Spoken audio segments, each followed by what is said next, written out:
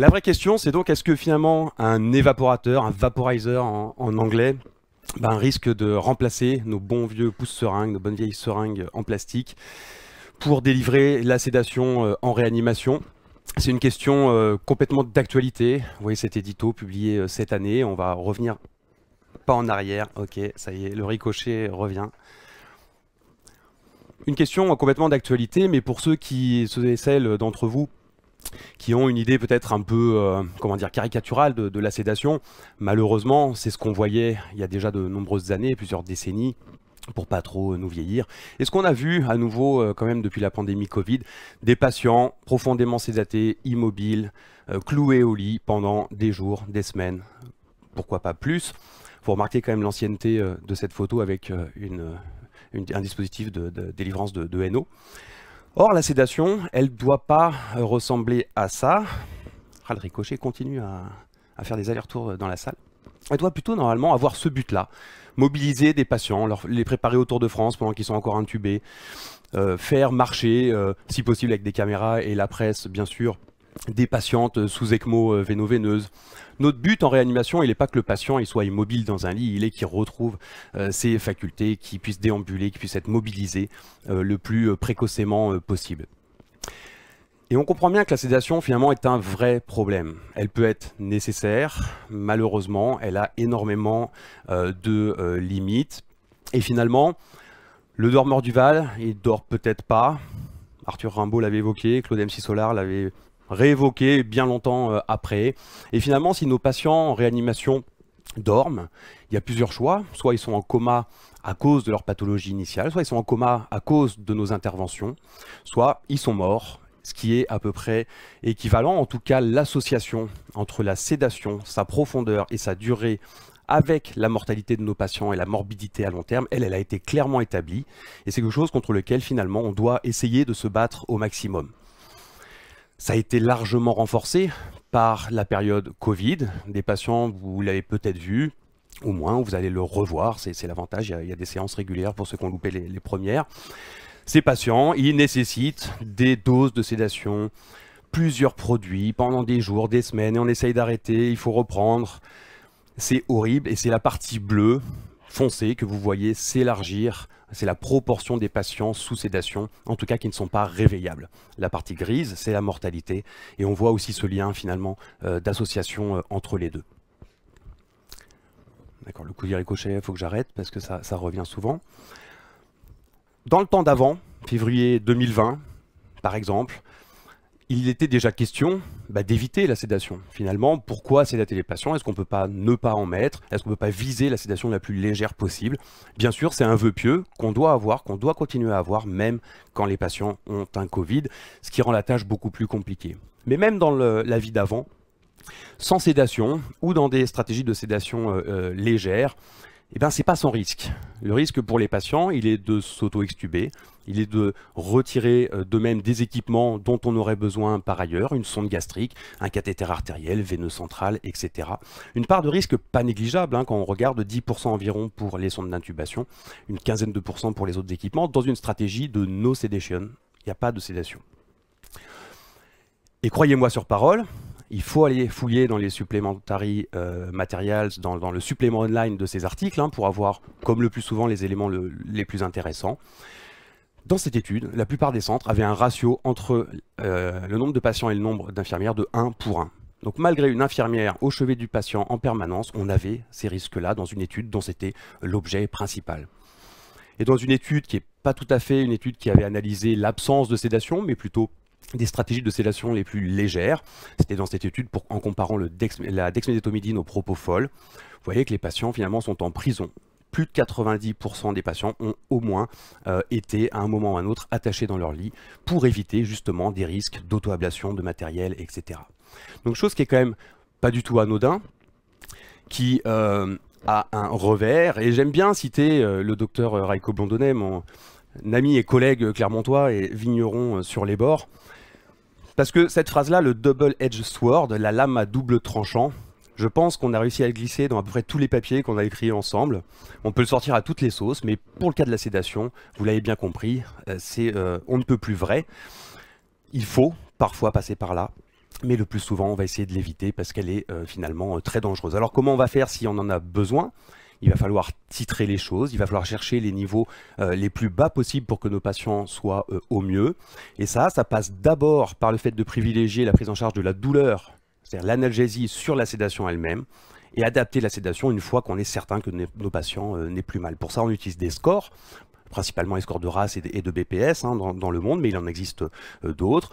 Et le mieux surtout, c'est que ce soit pas nous qui nous en occupions.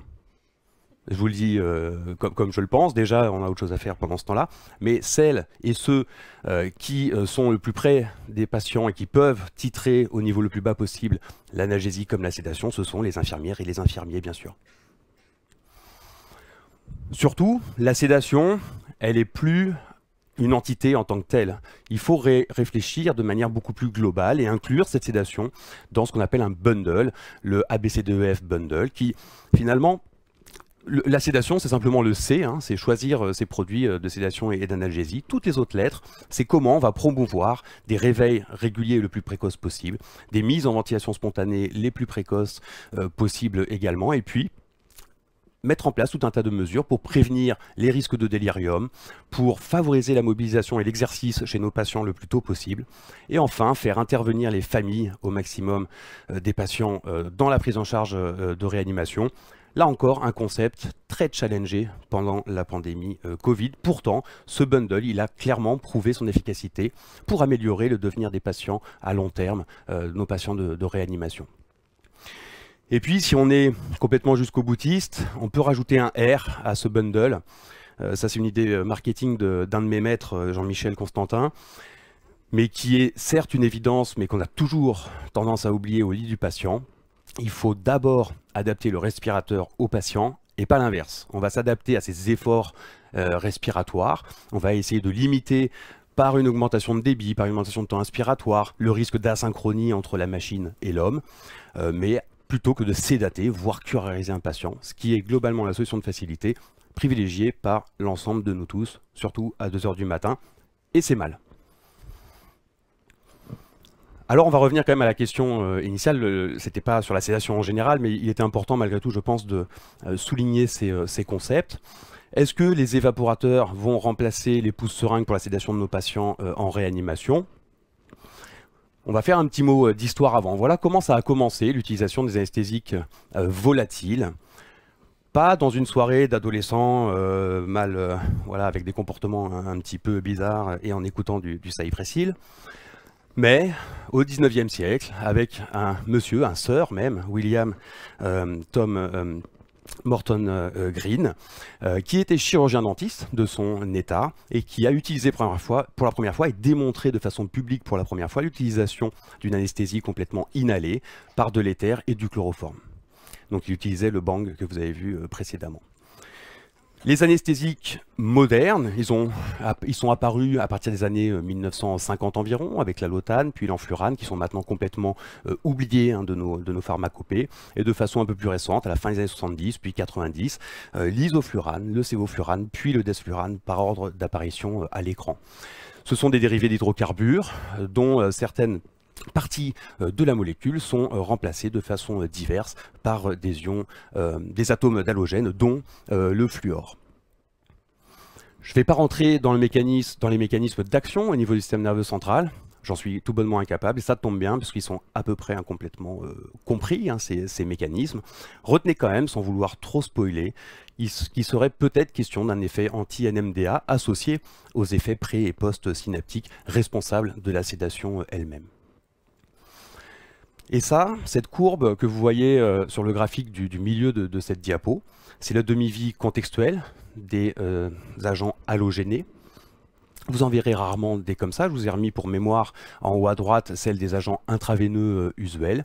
C'est le temps qu'il faut pour la décroissance de nos produits au site effet, notamment au niveau cérébral.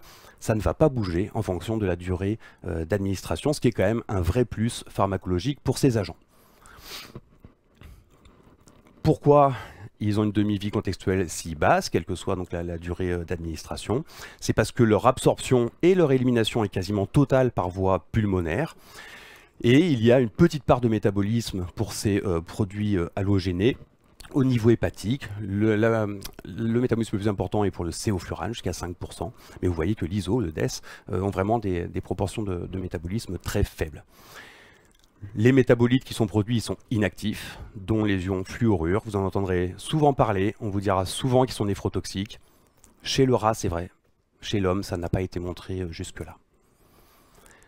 Alors bien sûr, les agents anesthésiques volatiles, on les connaît surtout au bloc opératoire. C'est comme ça qu'on les découvre généralement quand on est anesthésiste réanimateur. C'est ceux qui sont utilisés à plus de 90% pour les phases d'entretien de l'anesthésie générale. Même s'il y a des débats, bien sûr, entre l'anesthésie intraveineuse totale et l'anesthésie volatile sur des bienfaits ou des limitations de chacune. Sauf que vous vous souvenez, ou vous allez voir probablement bientôt, que pour délivrer un anesthésique volatile au bloc opératoire, il vous faut une machine d'anesthésie, une sorte de caddie énorme, qui a tendance quand même, c'est vrai, à se réduire maintenant, et qui comprend à la fois une partie de respirateur, mais une partie surtout permettant l'évaporation des gaz d'une phase liquide à une phase gazeuse. Toute une machinerie qui permet, cela dit, de travailler avec des débits de gaz frais limités, des circuits dits fermés, qui évitent une pollution de la pièce, pollution qui est aussi facilitée par la présence de cuves de chaux sodées. C'est la photo en bas à droite de cette diapo qui permettent d'éviter là aussi la dispersion du gaz dans les pièces. La première fois que la sédation inhalée, enfin les premières fois que la sédation inhalée s'est invitée en réanimation, c'était pour des propriétés particulières de ces agents, qui sont les propriétés anticonvulsivantes d'une part et les propriétés bronchodilatatrices d'autre part. Et c'est ainsi, en transportant une machine d'anesthésie en réanimation, que certains cas d'asthme aigu grave ou d'état de mal épileptique réfractaires à d'autres pathologies ont pu être traités de façon tout à fait efficace. Et puis, de façon plus récente, la sédation inhalée s'est aussi à nouveau invitée en réanimation, essentiellement par le biais de rupture de stock d'agents intraveineux pendant la pandémie Covid. Et ça s'est vu au niveau mondial, ce qui fait, vous l'imaginez bien, les affaires des industriels développant ces dispositifs. En effet, ces industriels, ils ont été relativement ingénieux pour essayer de développer des systèmes adaptés à la réanimation, adaptés aux respirateurs de réanimation surtout, qui eux n'utilisent pas des débits de gaz frais faibles, ce n'est pas des circuits fermés, c'est au contraire des circuits ouverts. Et il existe actuellement deux dispositifs, l'Anaconda qui vient de changer de nom, il a dû se marier avec un autre, c'est le Sedaconda ACD maintenant, et puis le système Mirus. Ces deux systèmes, ce sont, comme au bloc opératoire, comme les machines d'anesthésie, des évaporateurs qui se branchent directement sur notre circuit du respirateur, sur nos tuyaux, entre la sonde en Y et, la branche en Y, pardon, et la sonde d'intubation. Ce sont aussi des dispositifs ou des filtres, le terme filtre est probablement un peu réducteur dans leur cas, mais qui sont également des bons échangeurs d'humidité et de chaleur, comme les filtres HME qu'on utilise classiquement chez nos patients. Et ils ont également, bien sûr, des propriétés de filtration bactérienne et virale, dont une filtration du SARS-CoV-2 si besoin, qui sont au moins équivalentes, voire supérieures au système qu'on utilise hors sédation inhalée. Donc ce qu'il faut surtout, c'est ne pas utiliser en association les deux. Il va remplacer ce système, tous les autres systèmes que nous avons d'humidification ou de filtration antibactérienne antivirale. Alors on est anesthésiste, on sait très bien qu'on peut mesurer le gaz finalement qui rentre et qui sort du patient. Ça va nous permettre de suivre le CO2, certes, ça peut avoir ses intérêts, mais surtout aussi les fractions inspirées et expirées des agents halogénés qu'on va utiliser. Les agents halogénés compatibles avec l'Anaconda, c'est l'isoflurane et le séoflurane. Le système Mirus, lui, est compatible avec l'utilisation de l'isoflurane, du séoflurane, mais peut en plus permettre de délivrer du desflurane, qui lui a une température d'ébullition plus basse que les autres, à 24,5 degrés environ. Ce qui est intéressant quand on a la fraction expirée de notre agent halogéné, c'est que c'est un très bon reflet de la concentration de l'agent au niveau cérébral. Ça, c'est les travaux d'anesthésie qui l'ont montré, et on sait maintenant, de façon très intéressante, que ces fractions expirées d'agents, elles sont aussi relativement bien associées au score clinique qu'on utilise par ailleurs pour titrer ce niveau de sédation chez nos patients. Ça, c'était un travail réalisé à Clermont-Ferrand et qui avait pu être valorisé avec nos collègues parisiens depuis. Donc Géo trouve tout, finalement, c'était quoi son ingéniosité dans ce système? C'était surtout d'incorporer dans ces filtres une couche de charbon activé C'est un filtre, un mousse de charbon actif qui permet de bloquer jusqu'à 90% des agents halogénés au moment de l'expiration et de les redistribuer lors de l'inspiration suivante. Donc un système qui n'est pas basé sur un débit de gaz frais fermé, mais qui permet un recyclage quand même important de l'agent. Alors bien sûr, si on peut recycler jusqu'à 90% de l'agent, c'est qu'il y en a 10% environ qui passent au travers, et donc il y a tout un système, tout un équipement, tout un montage à prévoir pour récupérer ces 10% d'agents dans des systèmes de récupération qui peuvent être soit passifs sur la gauche, soit actifs sur la droite, peu importe. Tout ça pour bien sûr prévenir la dispersion dans les pièces et la pollution environnementale. Alors j'ai vu qu'à côté du titre de ma session, il y avait le terme disruptive ou disruption en français si je ne dis pas de bêtises. Pour être encore un peu plus disruptif, ne reproduisez pas ça chez vous, mais mon maître, à nouveau, Jean-Michel, avait publié ce cas clinique il y a maintenant 13 ans environ, d'une séance finalement de plusieurs séances de VNI sous sévoflurane d'une patiente asthmatique avec un asthme aigu grave pour éviter l'intubation. On a ouvert les fenêtres, on a fait ce qu'on a pu pour éviter les fuites avec la mise en place d'un masque, vous voyez, facial complet. Malgré tout, c'est des choses qui ne sont pas recommandées à l'heure actuelle, je vous le dis tout de suite. La patiente a finalement été intubée, le bénéfice n'a pas été obtenu, mais bon, on a quand même essayé. Et puis au-delà de la pollution de la pièce, il y a la pollution de l'atmosphère, l'émission de gaz à effet de serre et leur équivalent carbone qui sont produits. Cette étude, elle est extrêmement intéressante, elle vous montre ce que représente en termes de distance en voiture, en kilomètres, l'utilisation pendant 1 heure à 1 Mach, donc une dose fixe en tout cas, des différents agents halogénés. Donc vous voyez bien sûr que certains sont probablement bien plus polluants que d'autres. Ce qu'il ne faut pas oublier non plus, parce qu'on peut vite tomber dans l'excès de se dire à ce moment-là, n'utilisons plus les halogénés, sûrement que les agents intraveineux font mieux en termes écologiques. Ça, c'est des choses qui sont en cours d'évaluation. Il y a aussi tous les frais indirects qu'il faut compter dans tous nos équipements en général, et notamment dans la production, dans le transport, etc., des agents intraveineux. Alors bien sûr, on doit tous aussi avoir une petite croix rouge qui s'allume quand on utilise les halogénés pour la sédation inhalée de nos patients de réanimation par rapport au risque d'hyperthermie maligne que vous avez probablement déjà appris ou que vous allez voir ou revoir, qui est un risque effectivement grave, qui doit être reconnu rapidement, qui doit être traité rapidement par son antidote, le dantrolène, qui survient le plus souvent chez des sujets prédisposés, notamment avec des pathologies neuromusculaires, des pathologies génétiques. Ce qu'il ne faut pas perdre de vue quand même, c'est qu'il est très rare, même s'il faut le connaître, bien moins fréquent que le syndrome de perfusion au propofol, qui est son équivalent, on va dire, pour le propofol, qui lui n'a pas d'antidote, son traitement repose sur un traitement symptomatique, et il a une mortalité attribuable, comme vous le voyez, qui est beaucoup plus élevée que l'hyperthermie maligne. Donc en tout cas, c'est souvent l'occasion, quand on se lance dans la sédation inhalée en réanimation, de revérifier notre circuit d'accès au dantrolène, où est-ce qu'il est stocké, où est-ce que je vais pouvoir le récupérer en urgence si besoin.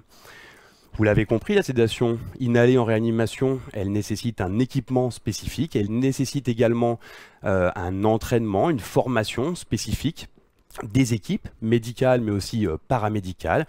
Nous, quand on a lancé une étude sur la sédation inhalée versus propofol, versus intraveineuse en réanimation, on a associé à ça des éléments de formation pour les équipes. Sinon, vous allez à la catastrophe, mais comme tout ce que vous allez introduire de nouveau dans vos pratiques de réanimation. Cela dit, vous êtes pas mal placé quand même là en l'état actuel des choses, parce que finalement un DES d'anesthésie réa médecine péropératoire, je pense, vous assure une formation plus que suffisante pour ce type de pratique. Alors d'accord, le système il est séduisant, il y a des propriétés pharmacologiques probablement prometteuses, mais finalement qu'est-ce qu'on en fait en pratique, quelles indications ou quels bénéfices plutôt on pourrait imaginer à cette sédation inhalée. Ces bénéfices, ça fait un moment qu'ils sont décrits déjà, notamment même dans des études randomisées contrôlées, alors le plus souvent avec des effectifs très faibles quand même, mais ici l'équipe de Montpellier, il y a un certain nombre d'années de ça, avait comparé le sévoflurane, le propofol et le midazolam. Malgré le même temps passé dans une cible de sédation plutôt profonde ici, les délais de réveil et les délais d'extubation étaient significativement raccourcis lorsqu'on utilisait le sévoflurane par rapport aux deux autres agents, et de façon intéressante, rien à voir avec le spoil tout à l'heure sur l'effet anti-NMDA hypothétique des halogénés, moins de consommation de morphine dans les 24 heures suivant l'extubation chez les patients ayant reçu préalablement du sévoflurane.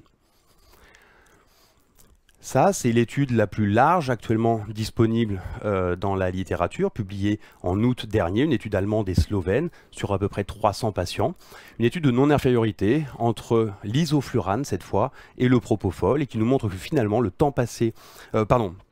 Tout d'abord, la consommation morphinique est diminuée également chez les patients sous sédation inhalée par rapport à ceux sous sédation intraveineuse. Elle nous montre aussi cette étude et elle confirme des données précédemment existantes qui a un profil de sécurité extrêmement bon sur le plan des paramètres rénaux, le plan des paramètres biologiques hépatiques notamment.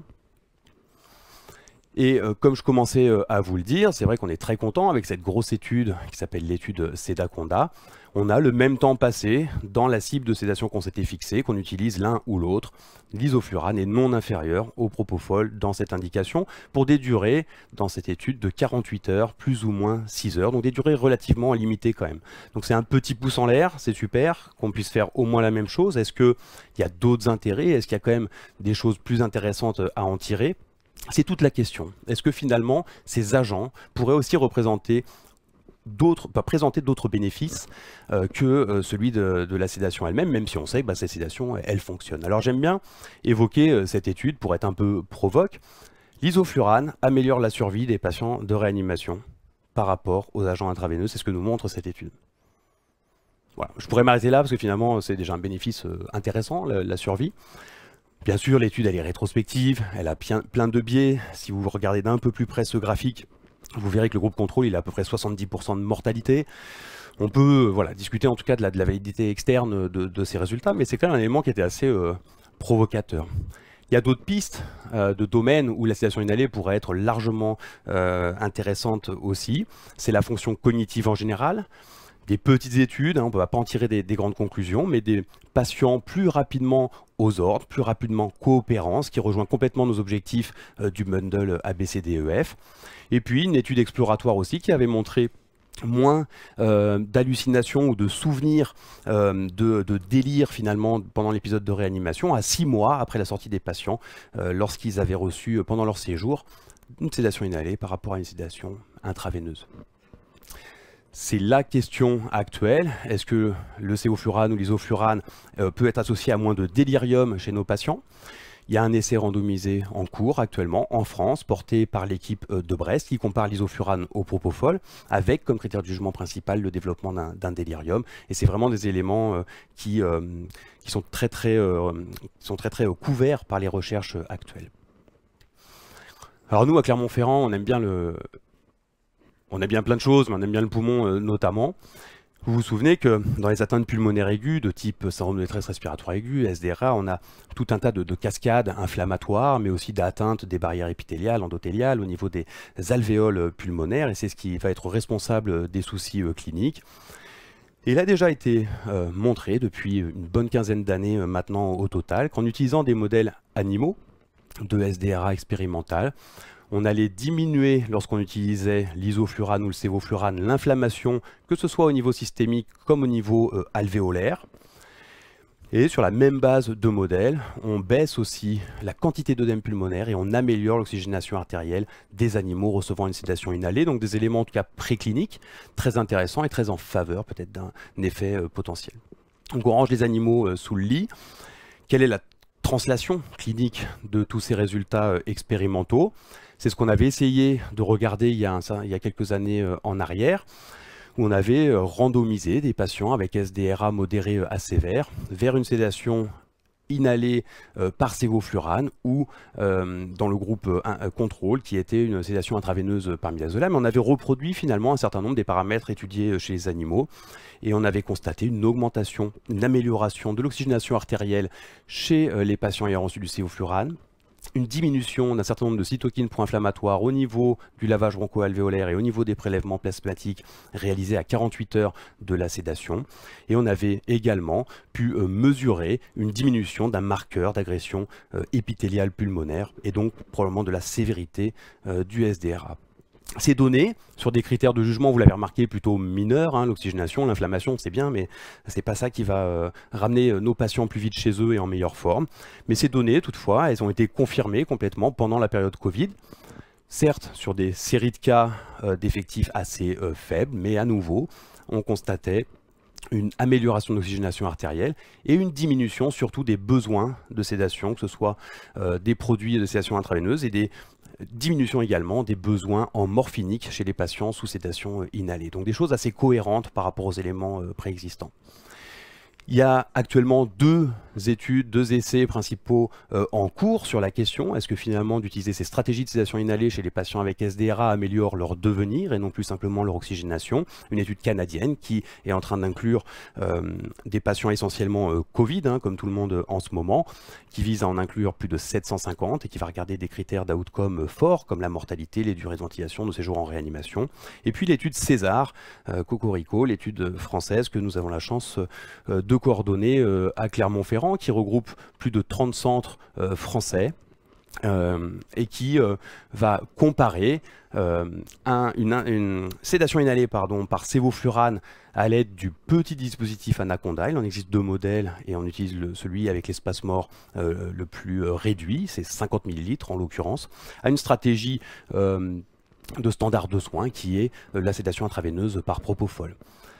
Les outcomes, ça va être le nombre de jours sans ventilation invasive et le nombre de jours vivants sans ventilation mécanique invasive à J28. Et on va regarder également le devenir des patients jusqu'à 1 an après la randomisation.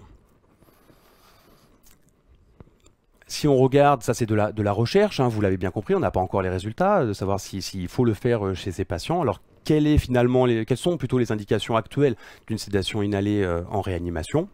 On a commencé par demander à nouveau avec Raiko Blondonnet en 2019 aux chefs de service des réanimations françaises. La moitié d'entre eux nous ont répondu, ce qui était quand même plutôt inespéré à l'époque.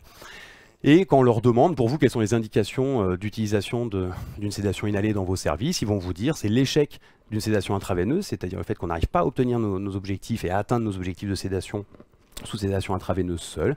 Ça va être l'asthme avec les propriétés bronchodilatatrices des agents halogénés. Et puis, nombreux étaient à citer le SDRA, même si vous l'avez bien compris, le niveau de preuve reste très faible pour pouvoir le recommander. Ce qui était intéressant de noter dans cette enquête, qui est purement déclarative, c'est que la plupart quand même des répondeurs utilisaient ces systèmes permettant la sédation inhalée depuis moins de 5 ans et dans chez une proportion de patients finalement très faible, donc un usage pas encore complètement démocratisé, vous l'avez bien compris. Ce qui est pas mal par contre, c'est que ceux qui utilisaient en étaient très contents. Là c'est un gros pouce en l'air par contre, vous le reconnaissez tout de suite. Et que finalement, il y a une certaine facilité d'utilisation de ces techniques une fois qu'on a l'équipement spécifique et qu'on a la formation adéquate. Alors, on a demandé au chef de service français, on aurait pu directement demander à nos collègues allemands, parce que tout était déjà très carré chez eux depuis longtemps, comme d'habitude. 2010, puis 2015, ils recommandent déjà, ils évoquent en tout cas la possibilité de faire indiquer une sédation inhalée chez des patients pour qui on attend un réveil le plus court possible. Moi je sais pas, je connais pas de patients chez qui on n'attend pas un réveil, mais bon. Ils l'utilisent depuis des années, l'isoflurane principalement en Allemagne. Et puis si on demande à un autre maître, le professeur Gérald Schank de Montpellier, et au groupe d'experts internationaux qu'il avait réunis à l'occasion de cette revue narrative sur l'analgésie et la sédation des patients de SDRA, il est proposé, ce n'est pas une recommandation formalisée, c'est une proposition d'experts, il est évoqué de pouvoir recourir à la sédation inhalée, qu'on vise une sédation légère à profonde, dès la deuxième ligne finalement, c'est-à-dire dès qu'on a besoin d'une sédation, puisque si on peut s'en passer, il faut s'en passer. Et puis Cocorico, le deuxième du topo, cet été, en fin d'été, fin août, la France a été le premier pays à délivrer l'autorisation de mise sur le marché à Sedana Medical, l'industriel qui commercialise maintenant l'isoflurane, qu'ils ont renommé le Sedaconda.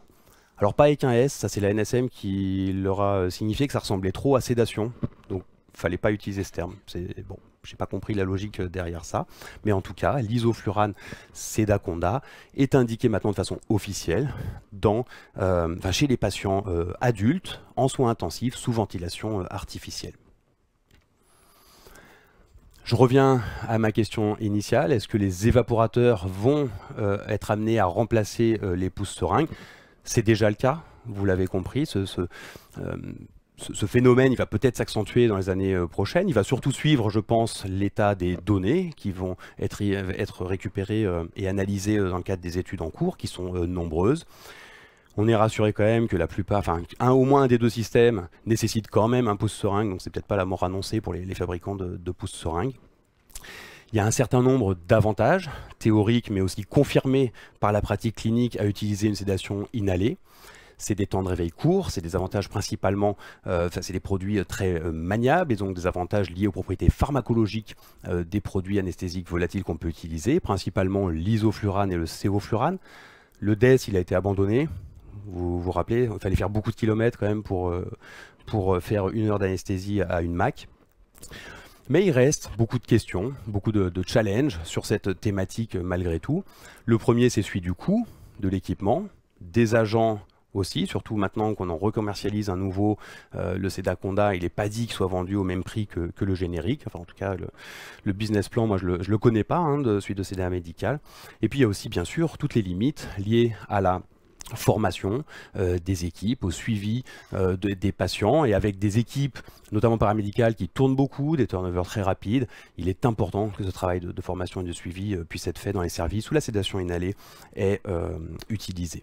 Et le dernier point que j'ai rajouté, parce qu'il n'était pas sur cet édito donc de Marcus Schulz publié cet été, c'est finalement les effets à long terme d'une utilisation d'une sédation inhalée. La plupart des études officielles pour obtenir les AMM, c'était 48 heures, plus ou moins 6 heures, je vous l'ai dit. Dans la littérature, vous retrouverez essentiellement des durées de 5 jours, 7 jours. C'est pas parce que ça n'a pas été décrit dans la littérature qu'on ne peut pas le faire. Nous, on le fait assez régulièrement. Et si une sédation doit durer 15 jours, 3 semaines, bon, d'abord, on est très inquiet pour le patient. Bien sûr, c'est pas bon signe qu'on ait besoin d'une sédation aussi profonde. Mais tant qu'on surveille les choses, tant qu'on monitore notre sédation, il n'y a pas de raison qu'on s'expose à plus de risques que du propofol pendant plus de 5 jours à plus de 4 mg kH, ce qui est la limite officielle du propofol, qu'on dépasse allègrement également tous les jours. Je vous remercie beaucoup et j'espère que vous aurez des questions auxquelles je pourrai répondre.